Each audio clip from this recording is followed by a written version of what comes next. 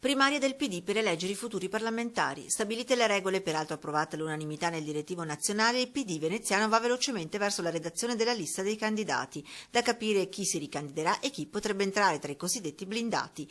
Felice Casson, ex magistrato da 2 legislature in Parlamento, è pronto a scendere nell'arena elettorale e a mettersi in gioco. È un dovere, dice Casson, sottoposto alla valutazione dei cittadini.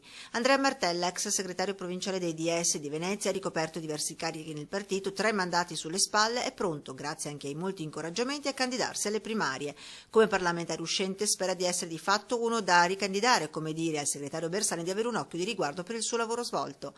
Rodolfo Giuliano Viola, veterinario di professione, politico per passione, sulle spalle ha 2 mandati e mezzo, si dice pronto a fare le primarie, sarebbe bello, spiega, che la gente avesse il tempo di valutare il lavoro fatto. Uscenti pronti dunque a rimettersi in gioco e a confrontarsi con le new entry, come il segretario provinciale del PD veneziano Michele Mognato.